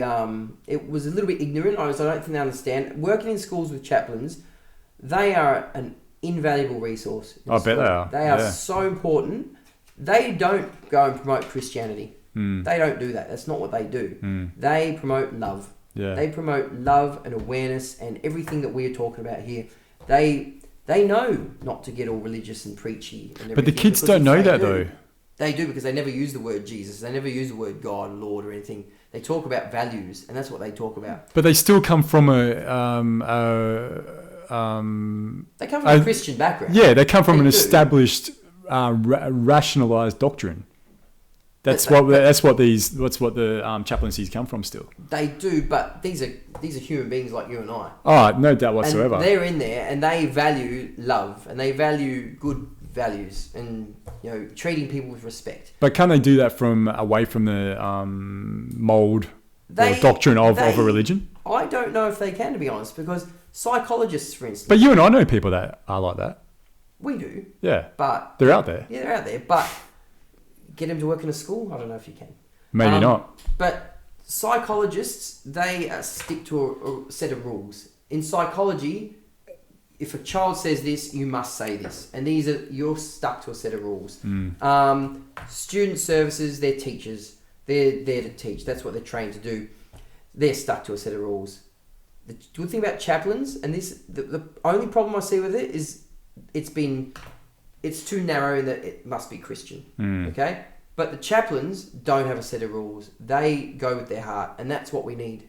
Sure. Whereas the chaplaincy program, I think maybe the first steps are, it's Christian because that is a structure, that's something we understand. Get Christian chaplains in there. But maybe in the future, it'll be open to, hey, Adrian, you're a spiritual person. We want you to be the chaplain. Yeah, you don't have a denomination. We don't need a denomination. We know that you've got it here. That's what I'd like to see. That's where I'm hoping it leads. Yeah, but you don't feel like right now we do. I think right now you could do that because everything in our society needs evidence. It needs a structure. It needs something quantifiable. Yeah. And if we go, oh, this person's a Christian, they're part of a Christian church. So that means they've got good values, a good heart. They preach a good message. Let's bring them into a school because that's what we want. Sure. We want values. At the moment, that's where we're at. We're not at a place where we can just grab someone off the street and say, hey, this guy, he's a bloody spiritual person. Let's get him in. Yeah. You know? We got youth workers. Youth workers are kind of like that. Yeah. They're also trained in youth work, but they have that good sort of mentality, but they're not as... There's something slightly missing from them, unless you get someone who's really special in the job. But some sort of rationality, do you mean? yeah, it's politics, mate. Yeah. It's all politics. It is. There's job descriptions, and the job description must match this to bring someone into a school, and the person must follow this job description. Whereas a chaplain, Yeah. they're a lot more open-ended. Sure. It's like bring a chaplain in and just let him do what he does. Yeah. Yeah, definitely. And that's where it's magic, you know. Okay. When I was a youth worker at one of the schools I worked at before I was a teacher, I worked very closely with the chaplain there. Mhm. He was awesome. Mhm. He knew what he was doing. And him and I worked closely with him. I worked with student services teacher, who was a good bloke, but he was the manager. He kept it all together. Mhm. We worked with the Indigenous officer, which is another really good resource in the school because there's Yeah. a lot of Indigenous kids and you need the Indigenous officer there. Yeah. So we worked together closely, and there was 2 other youth workers. And we brought love into that school, and that was our job. Mm. Bring love into it. But how do you define that? How do you write that up as a job description? Sure. You know? Yeah. You need something like chaplain, job description, blah, blah, blah. Yeah. Teach values, this is what they do. Youth worker does this, does that. Student services manager does this. And politically and by the letter of the law on paper, this is what they do. Mm. But when you bring it down to nuts and bolts, what they're really doing is just bringing love into that school, and that's it. Well, and yeah, and let's face it. I mean, that school did quite well. They might have had 3 or 4 people like yourself who were like come from a good point, and but there's a lot of people that follow that path that are fucked up as well, and they go in. Path, you mean? Or No, just that whether it be student services or social worker. Definitely. A lot of the reason why they do that is because they're got so their own fucked shit. up themselves. And it's an avoidance. Exactly right, and the only way they can deal with their own bullshit is by Just try projecting and onto fix something others, else, and you know, and they're not coming from the right point of view. Absolutely. So mate. that Couldn't is agree with so. you more, man. Yeah, and that is such a hard thing. If you're an employer and you're looking for an employee who has the the assets and attributes that you want to be able to help, especially if it's for children, it's almost like a lucky draw. Because people can interview well, Unless people you can have a really good resume, but it's not until they start doing that work Yep. that's like, oh, Exactly. okay, And hang that's on. where you need someone special in the position of power. And that's why, said before, engage with the system. Yeah. If you are a special and you're involved and whatever, you can use that word, whatever. Yeah. You need to get active and involved with the system because you're the one who can make change. When I got my youth worker job, I was working somewhere else and I went in to visit the school. And the deputy, she was one of these enlightened people. And she saw me, we chatted, went in there. The next time I went in there, she said to me, she said, what's your contract like where you're working? Yeah. She didn't give me an interview or anything. She wanted me to work there. Because whatever she saw in me, she was one of those people who just had the ability to see it in someone. Yeah, that's a rare gift. Exactly, it's a rare gift. She had it. And, Yeah. if she had disengaged from the system and gone off and just lived her life doing little drum beat ceremonies and being flaky or whatever. What's wrong with that, Travis? But she did, but what I mean is you have to No, engage she's with doing the system. real work, though. She's Someone in like there. that is like fucking perfect. And Yeah. you know what? It's fucking hard work. Yeah. It's hard. It is bloody Definitely. hard. It's You not can't easy. back away from it. And she had her troubles because she was fighting the system every day of her life. Yeah. And that's the thing. And I feel that as well. I'm doing it now. Yeah. You're always fighting. But at because least you're you- fighting for what's right. But at least you're doing that, though. A lot of the problem, I think, with people that do follow that spiritual path, and a lot of the reason why you won't get people fulfilling those roles is because, and then this is me It's being hard. judgmental as well, but I definitely know there's people out there that when going gets a little bit tough, they like blame it on, it's the way it's meant to be. So all right, we'll just, I and they won't go and affect change. Yeah, a bit sitting on the fence. Sometimes you just need a, okay, let's get shit done. And I've had my moments where I've gone, I don't want to do this anymore. I'm sick of this fight. It's just ridiculous. I'm always cupping up against the system. I know what I'm doing is right. I'm trying to do the right thing. Yeah. And this woman who hired me, she's in her bloody 50s or probably even older. She might be 60s now. But she's had it all her life, and she's probably, mate, you just see it's worn her down. But has it though? I mean, let's bring up the topic of resistance. Yeah. I think resistance is a very important thing in life as well. And if she's been battling that resistance, she's resilient. You've been battling that resistance as well. We need.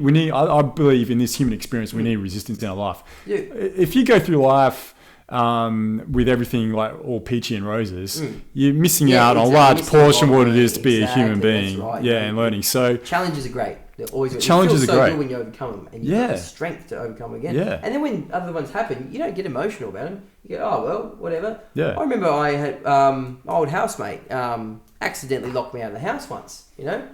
Or did he? When I was a teenager, when I was a teenager, I was like, stress, whatever. Oh no, what am I gonna do? You know, when this happened to me, this was a few years ago. I'm like, oh shit, I'm locked out of the house. Oh well, better find a solution. Yeah. I didn't have a phone on me actually at the time. I'm like, shit, I don't have a phone. Oh well, I just kept thinking, what's the next thing? What can I possibly do to find a solution here? You know? Sure. And I found one. Yeah. But there was no stress, there was no emotion, there was no whatever. But I found a solution, but it was, and I thought, you know, that was really cool. I was able to solve that problem easy without getting emotional. Definitely. I thought you can do that anytime. But there's 40 and 50-year-old men out there, especially men. I'm thinking, like, they're still like babies, really. They've never really matured past that point where they can understand. Okay, I'm going to get past this fucking childhood behaviour. I'm going to actually search for an answer here, or I'm going to act like a kid. Instantly, you go over. I mean, the human reaction is to, like, you know, first denial, then anger, then whatever. Yeah. And you can skip all those parts and get straight to solving the problem. Yeah. You know, and that's easy. But yeah, just back to this woman. You know, she was. I had lots of chats with her, and she was very interested in my career and how it went. She ended up going. You know, once she'd done being deputy there, which was so good, she was, because she just hired me, and that got my foot in the door there. Mm-hmm. I went from school to school after that. But she left that school after that first year I was there, and she went on to train teachers. Yeah, nice. And she moved up. It's like, right, where else can I make the change? And that's hard work. Yeah. She was at uni, and I actually got to go back. She went to my uni and taught me. I made sure I was in her classes where I could be. Yeah, cool. Because she was just brilliant. Yeah. And, you know, she did what she felt she had to do. Are you still in contact with her? No, but I'm definitely going to visit her when I can. Oh, do it. Yeah. I want to keep in touch with her throughout my career. Yeah, yeah. You know? Make sure you do. She's just one of those gems, you know, you find out there in the world. And very blessed to have met her. She's one of my role models. Nice. You know? And she always will be. Yeah, that's awesome, man. Yeah, awesome. It's great when you come across people like that, isn't it? Yeah. Yeah. And they're a rare find. Yeah. And when you do, you want to stay close. I want to just go and catch up with her over the next school holidays when I'm here and just say, okay, I haven't seen you for a few years. This has been my life and career so far. Just want to share it with you. Yep. And then I want to hear her words of wisdom, what she's got to say about it. Because she has been through everything I've been through. Right. You know, she's where I'll be when I'm 60. You know? And so she's what, obviously, she saw herself in me when I came into that office that day. And she went, I want to hire this guy. Because she's got that gift. She can just see someone for who they are. And it's good you've got that gratitude with it. And, for sure. And it's really important to have. I mean, in all facets of the good things that happen in your life. I like what you said there about she's like, what you say, like she's a rare find or whatever. She's a gem. You know? But I really got this belief that the way the universe works, the more that you work on yourself, the more you sort your own shit out, the more you become aligned, more and more of those gems come into your life. They really do. For that reason, like, yeah. You know? If you come from that perspective of just living like you're just a cunty fucking person all the time and in a bad mood just because you're just a bitch or whatever it is. Yeah. Both male and female, like you just attract those people in your life as well. When you start coming from a point of view, you're more loving, you more feel more connectedness, and you put out more connectedness to the people around you. More and more of those gems come into your life. They do. They really do. And you attract them. You attract them. You're a magnet, man. Yeah. Whatever you have and whatever you put out is what you're going to attract. Yeah. You know? But they attract you as well. Like it's like a it's like a real 50-50 thing. That's the synchronicity thing. It's like, you know, this person's just on their path this way. And you could meet here. You could meet up there. It just depends on when the timing's right. When you need to meet each other. Definitely. But then the word timing's a funny thing because time isn't really relevant then, isn't it? Exactly. It's like it doesn't matter if it's 10 years ago or 10 years in the future. Like when it happens, it just does, and it does. It's definitely what happens. You know. That's something I'd really like people to really understand though too, is like the more they sort of help themselves and work themselves out, the more you're able to take yourself out of those ruts and meet better people. And you know, fuck, we found that, haven't we? I mean, I think of some of the people I hang out, man, the people I hung out with when I was like 18, 19, 20, some of them are in jail now and like all kinds. Like my best mate when I was like 18, 19, he ended up doing jail time and meth addict and, you know, all kinds. Like I could have definitely gone down that road. But any one of us could have, definitely. But, you know, you make that conscious decision, okay, I'm going to sort myself out. you sort yourself out. It only starts from you, really. You know, and then that translates to work life, or can do, especially you come into people like that, relationships, friendships, whatever. It really does work out that. But I think some people get in like a despair and think, oh, no, this is like, this is all my life is going to be. And I mean, that's why we are very blessed. We're lucky to very, have very people blessed in our circle. And I was trying to put my finger on it. What is it that makes our circle so special? I think every human being in there, out in the world, has these thoughts, and they have these thoughts in their heart about who they are, how they see the world and everything. But very few get to share that with someone. Yeah. Because they're afraid, or the other person's not receptive to it, or, you know, it's just these are so personal I can't share them, or people will judge me, they'll think I'm an idiot. Yeah. And what we're lucky is we can share that with each other. Oh, yeah. Free of judgment. And, you know, with no judgment. Yeah, and not only that is you can give me feedback of your thoughts, and we can learn from each other. And I might share something that I thought was real, and you might go, oh, just have you looked at it this way? You know what? I haven't, but thanks, man. And we grow. And we continually do that. And the more that happens, the more it's just become natural, and it's part of who we are. And there's nothing left in us that we have to hide anymore or be unsure about.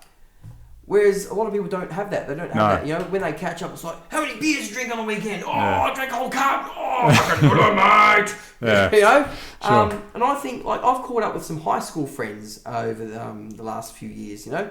And I go and see them, I think, I haven't really moved forward from high school. And I actually feel for them, like, you don't have anyone in your life that you can share what's in here with, do you?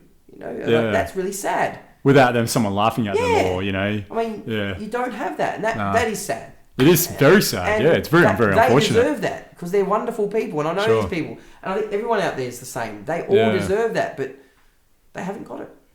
And it definitely amplifies, Travis. I mean, from my point of view, I want to be the person I am now, like, starting from you, really. It did start from you, like, so forth. And Lydia, you introduced me to that whole group as well, and then through that I've met just, you know, all these other people, and like here, left, right, centre, as you have as well.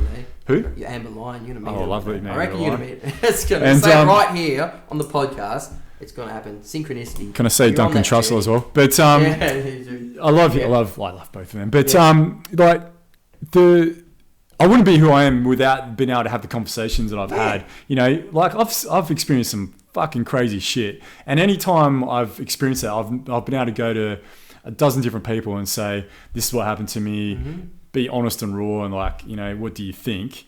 And they've just been, okay, yeah, Adrian, what do you think? You know, and you've got that as well. We're very, very, very fortunate. We're very fortunate. And I think it's because we're so fortunate, it's then our responsibility to be able to facilitate that with more and more people. Yeah, definitely. So it's like this whole collectiveness that just increases. Yeah. So the next person touches that person, next person touches that person. It's like a responsibility, I feel. It's definitely a responsibility. Because we are so fortunate. And you know a lot of people in, say, like the Aya tribe, more than what I do, these people.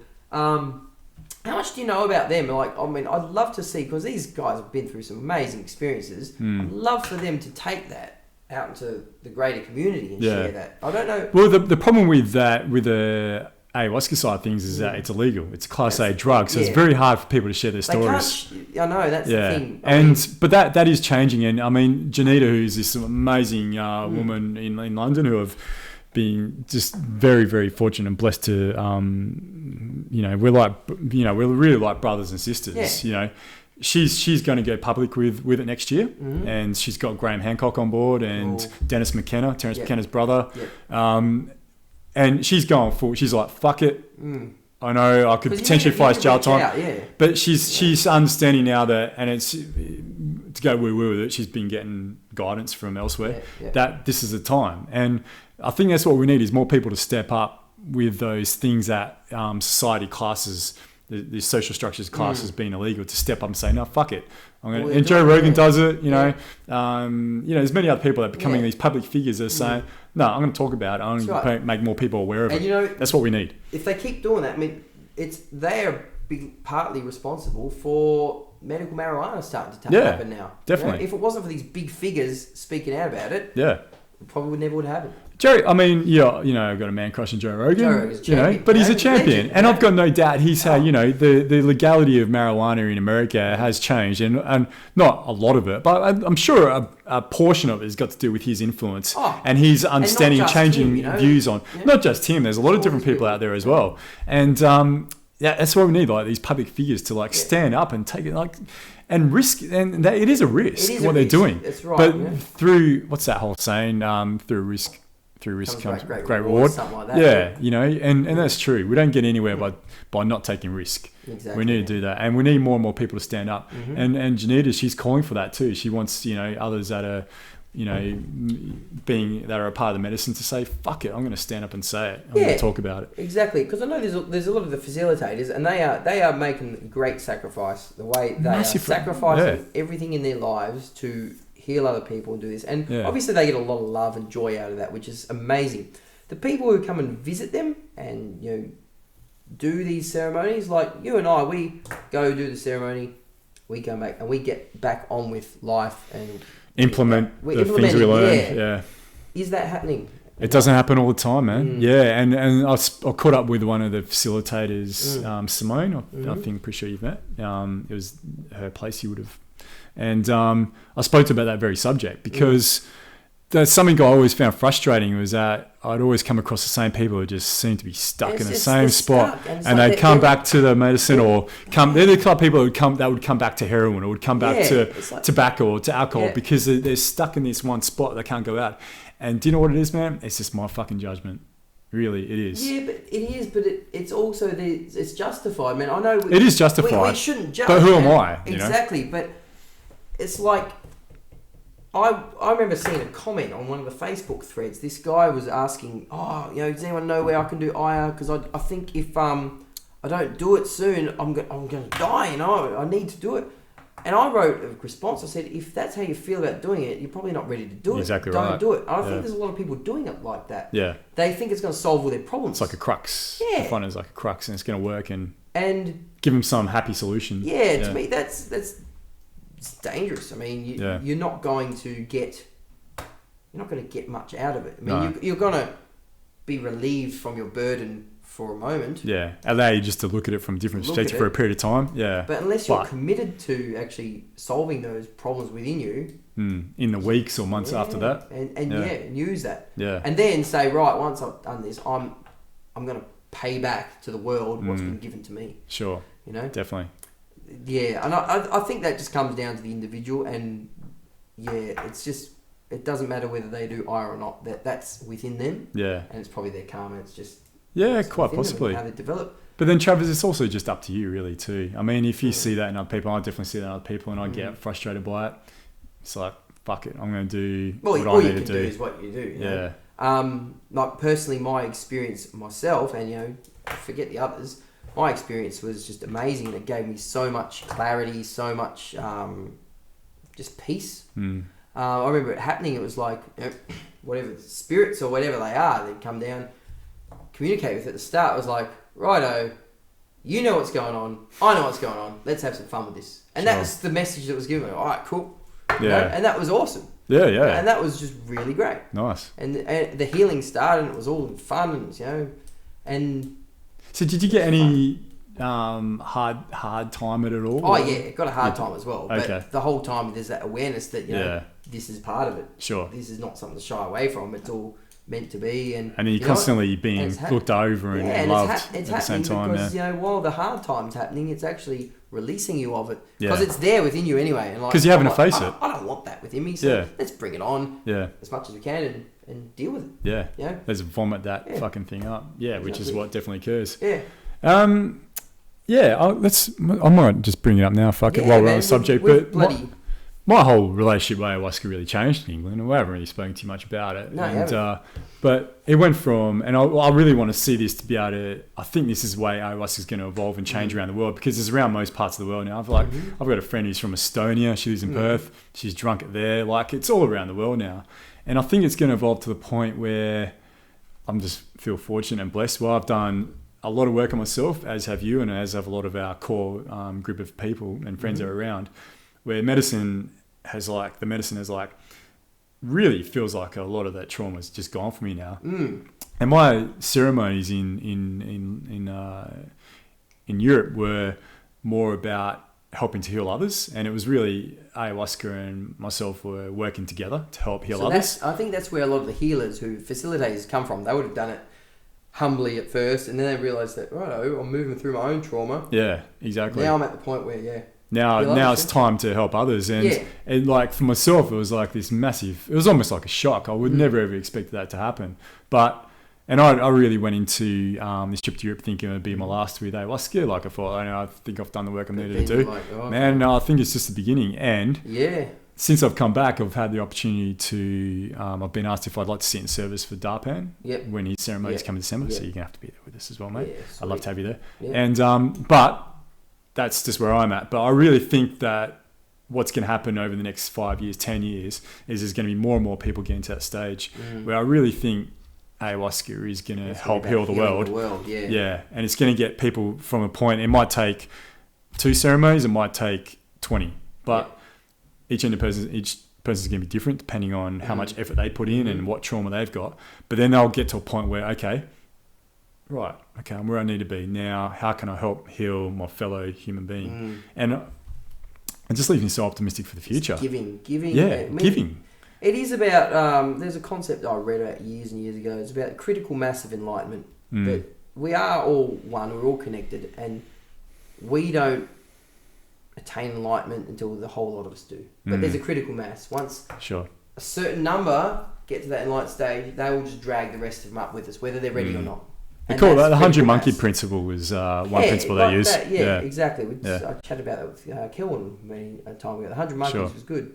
But so this critical mass of enlightenment, I think, and that's where we may be headed now. I don't know, can't put money on that. But I'd be willing to put money on it. That's where we're headed. And what's going to happen after that, who knows, I think before we started this podcast, we talked about consciousness and where consciousness is headed, We looked at this DVD, old mate, Ray Kurzweil, talks about technology and stuff. Transhumanism. The singularity he talks about. Now, his idea of the singularity is much different to mine. His involves machines becoming one with man and us using technology and little implants which, latch onto our blood cells and everything. And just we become like superhuman. And that sounds awesome. It sounds like an X-Men kind of, evolution thing.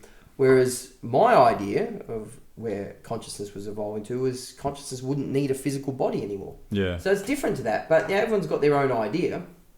And it's important to have those ideas too. Yeah. Exactly. But I think perhaps we're forgetting that maybe the technology, we're just looking at it from technology and biology, but maybe technology and spirituality can also integrate as well. So bring the singularity is not just going to be biology and technology; it's going to be biology, technology, and spirituality. Aubrey Marcus, who has this fantastic podcast as well, he was talking about one of his last ones about because we've got an idea of there's this outside consciousness that's external to us, and it and like we said, we've got this belief that we just pick it up as we go along, and morphic resonance and all that sort of thing. But we can't measure it scientifically. That's the thing. He had this analogy of if he had chucked 20 scientists in a room in the 1950s with Wi-Fi in there, they would never. The Wi-Fi is there, but they wouldn't be able to work it out because they never had the tools to do that. That's right. Yeah. And so I think there's a potential. Exactly right. Yeah, we're going to have the capabilities to measure things on that extent. Because you think of Wi-Fi, really, that might as well have been spiritual in the 1950s. Exactly. The fact that you can send ones and zeros through one machine to another. That would have looked at it going, how the fuck? But it would have been beyond our understanding in the 1950s. Just like things like that are beyond our, things like telepathy and things like... cigarette lighter back years and years ago. Yeah, exactly, and it constantly evolves. So I've got an idea that, the singularity isn't going to be achieved when it's just the physical and technological. The biology and technology, it's going to take the spiritual as well. It's going to take all three. It's all. The Holy Trinity, three, whatever it is. Becoming one, and it needs it all. It is. And that's going to be our massive boost into a next realm or whatever we go into. And it's definitely something interesting. I've pondered, much meditated on it and everything. And, the answers they're not all there, obviously. But, you know, you kind of get a clearer picture, and what you think might happen, it might be totally wrong as well. But, you know, it's like everything in life, like it's a puzzle, you know, and everything you learn, you grab another piece and you put it in, and you grab another piece and you put it there, and you put it in, and suddenly the picture just becomes a little bit clearer. Yeah. And, you know, you could be totally wrong because, you know, we don't know. Yeah, definitely. But I think, you know, the more you discuss things and you start to realise this guy's on my wavelength too, are they looking at the same picture I am? You know, probably are. Hey, these guys are. Shit, the more people you think are looking at that same picture of the puzzle as you start to think, well, we can't all be wrong if we're looking at the same thing and we've only just started discussing this. It's in here. We're looking at it. We're projecting it out there. Sure, exactly. Critical massive enlightenment is all projecting this reality, this singularity, this consciousness all into one space. And once there's enough, the theory goes that all of humanity is going to see it and just be dragged up to it, and it's going to be perfect. Yeah. Apparently. I don't know Maybe. how it works. Maybe.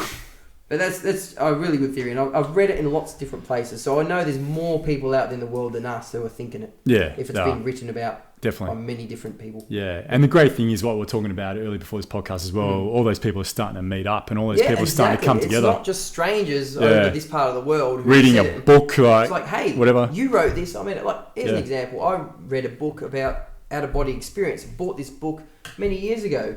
Author's name was Robert Bruce. You know, a couple of years after I bought that book, I met his son. And like, the guy is a groomsman at my wedding now, you know? Yeah, so sure. This is the synchronicity. I'm reading this book about all these things and what I'm interested in.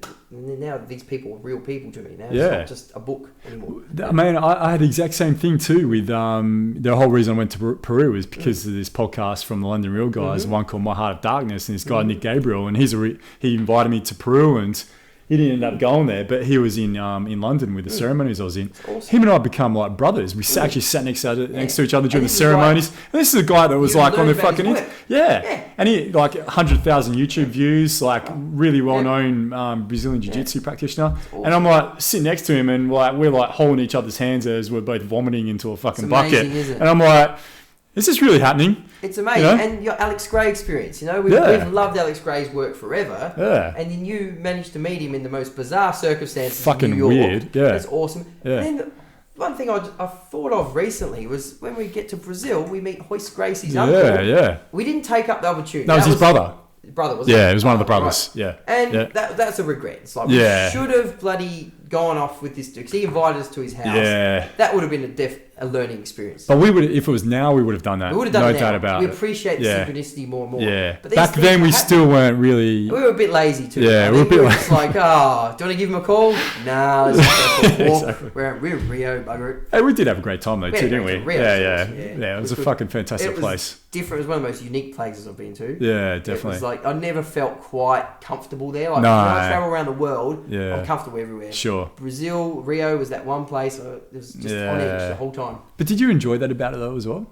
It's reflection. It's like, that was a good experience. Back on it. You know, you look back and what I like about it, looking back, is we survived there. We got through that. Feeling on edge, we made the most of it and had a great time. That soccer trip where we took that 45-minute train ride out and we had like fucking armed paramilitary guard dogs and semi-automatic machine guns. Security's out there just in case the riot broke out. That's where we thought, this shit's real, awesome. That was good. It was a good thing it probably ended in a draw. Yeah, sure, had bloody taken our wallets out to get our tickets, and old mates telling us keep your wallets in your pocket. But that was definitely different culture, and but one of those experiences I'll never forget. Yeah, definitely. Awesome. Yeah.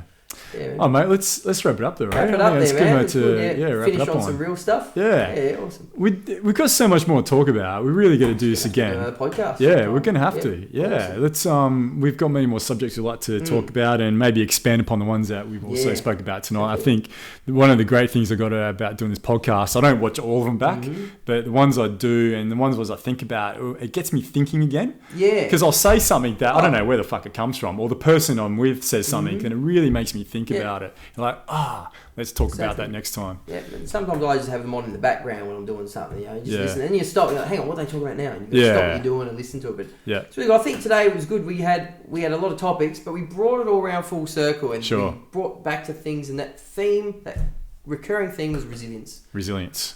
think humanity needs to be resilient, and then we're going to move forward. Maybe we'll call this the Resilience Podcast. Yeah, This episode we'll call it the Resilience episode. I think that's really good. We've identified a need in society, and this is like a hole that needs to be filled. Definitely. Yeah. You haven't met Steph yet, have you? Stefanos? Yeah. Champion from what I know. Yeah, fucking you will meet him. Yeah, and it'll happen soon. I'll be catch up with him this week. Actually, we did a podcast together. It was very about resilience. Some of his things he discusses I really like because he keeps it real. Yeah, keeps it real. He doesn't go off into esoteric realms. No. He keeps it real. He's able to if he wants to. But exactly, that's right. But he relates those to the real world. Yeah. He keeps it physical. He keeps it just real and makes it down to earth. And I love that. I love it because it's relevant. You know? Yeah. You can talk about all angels and aliens and spirits, but half your audience is gonna what are they talking about? You got to keep it to so everyone can understand. Definitely, make it make sense. So I think maybe 3 people. That'd be a good podcast. Oh yeah, we'll get Steph on here with it as well. That'd be awesome. Good.